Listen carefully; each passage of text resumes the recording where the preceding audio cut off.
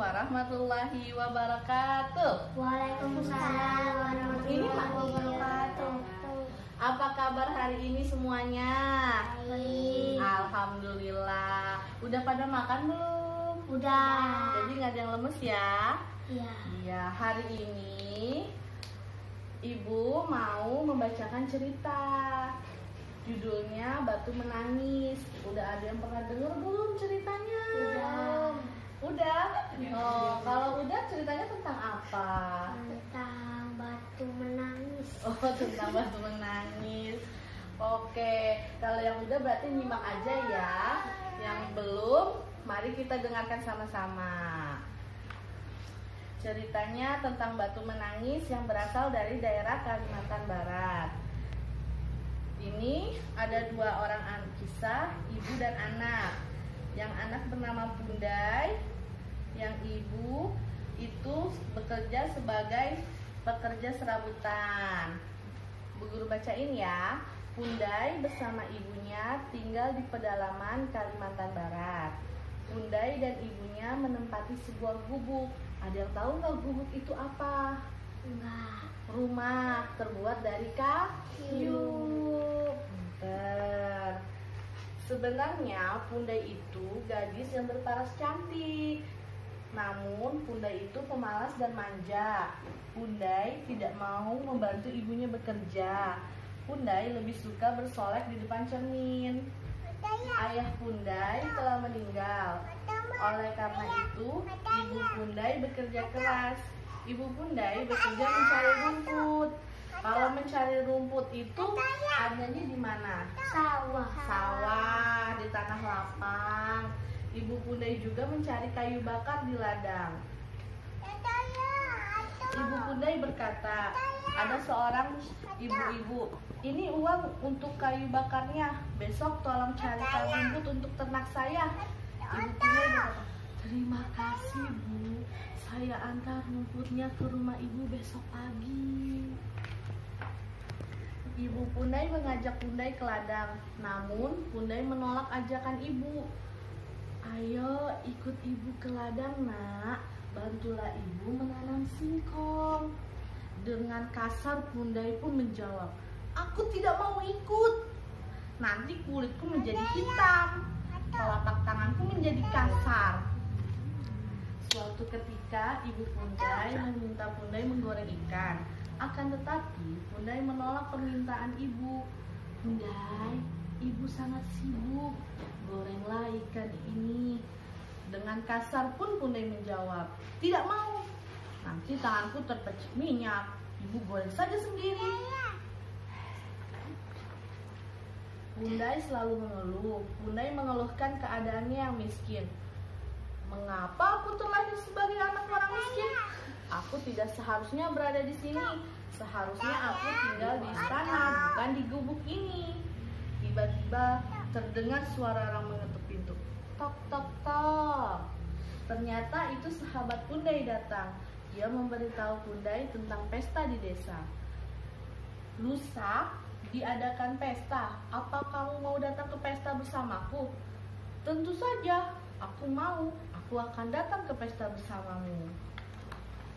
Pundai menunggu ibunya pulang di ladang. Tidak lama kemudian, ibu Pundai pulang. Dengan kasar, Pundai meminta kepada ibunya, Bu, belikan aku baju baru. Lusa ada pesta di desa sebelah. Aku ingin memakai baju baru. Dengan lembut, ibunya menjawab, pakai pakaian yang ada nak. Kita harus hemat agar bisa membeli makanan. Pundai tetap ingin membeli baju baru. Pundai pun terus memaksa ibunya. Akhirnya ibu Pundai menuruti permintaan anaknya. Ya sudah, ibu akan membelikan baju baru untukmu. Keesokan harinya Pundai bersama ibunya pergi ke pasar. Dengan lembut ibunya mengajak Pundai, ayo kita ke pasar. Ibu tidak tahu baju yang kamu inginkan. Nanti kamu bisa memilih sendiri. Pundai pun menjawab, iya, akan tetapi ibu harus berjalan di belakangku. Aku malu berjalan dengan ibu berdampingan. Pundai dan ibunya pergi ke pasar berdua. Ibu Pundai berjalan di belakang Pundai dengan tertunduk. Selama perjalanan, ibunya mengajak Pundai berbicara. Pundai marah. "Diamlah, Bu. Jangan bicara terus." "Baiklah, Nak," dengan lembut ibunya menjawab. Ketika di perjalanan, Pundai bertemu dengan temannya. "Hai Pundai, kamu mau kemana?" Jawabnya apa? Ayo.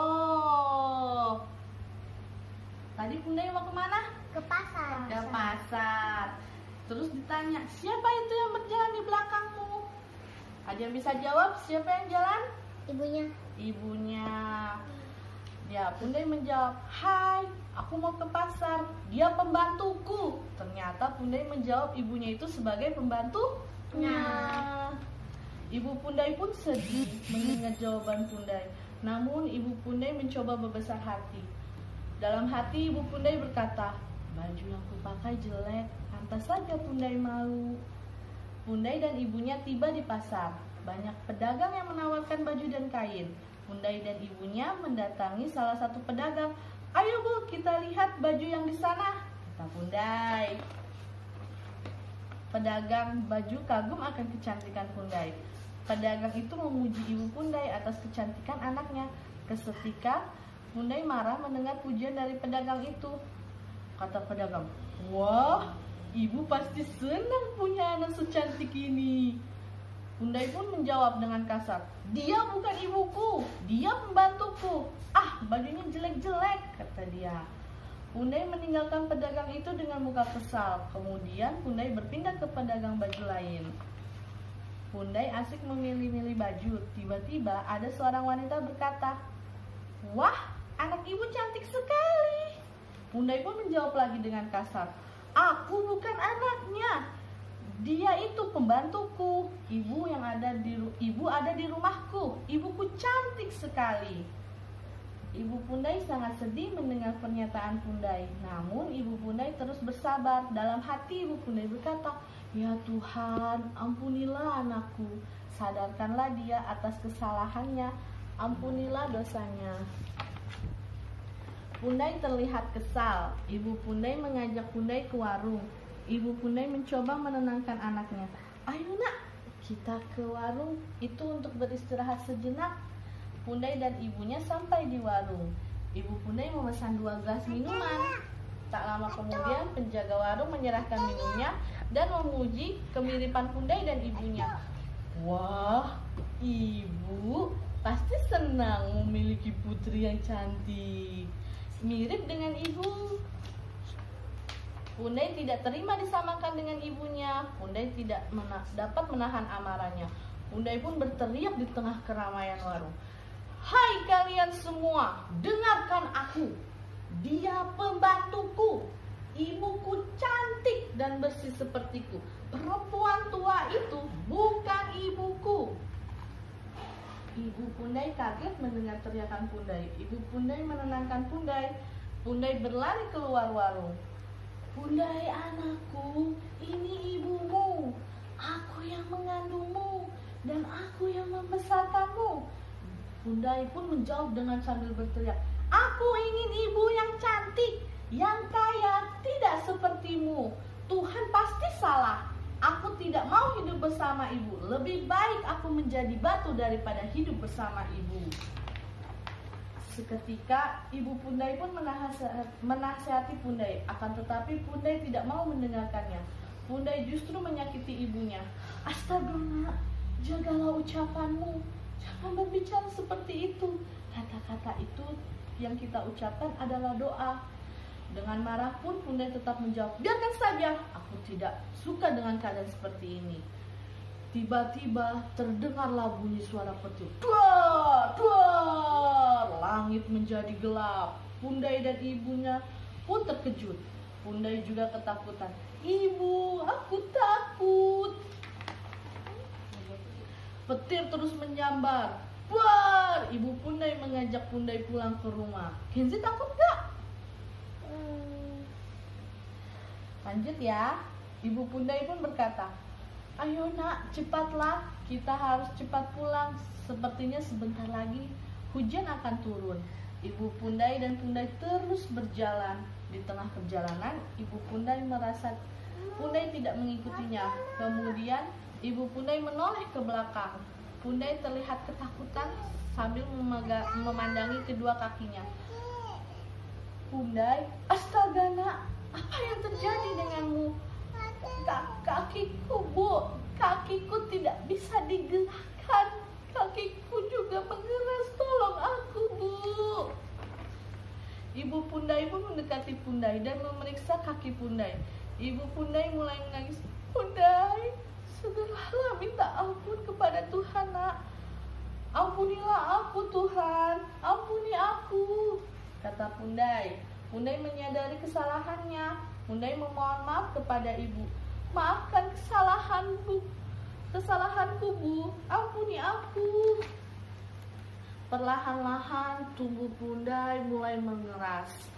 Pundai pun berubah menjadi sebongkah batu. Anehnya, batu itu terus mengeluarkan air mata. Maka batu itu diberi nama batu menangis. Apa yang bisa diambil dari cerita Pundai? Ayo, ada yang tahu nggak? Nggak ada. Kita tidak boleh durhaka kepada ibu. Kita harus sayang sama ibu. Kalau kita durhaka, kita akan berubah menjadi batu. Siapa yang mau jadi batu? Tidak. Oh, tidak. Semoga kita semua menjadi anak yang berbakti. Demikianlah cerita dari ibu. Wassalamualaikum warahmatullahi wabarakatuh. Waalaikumsalam warahmatullahi wabarakatuh.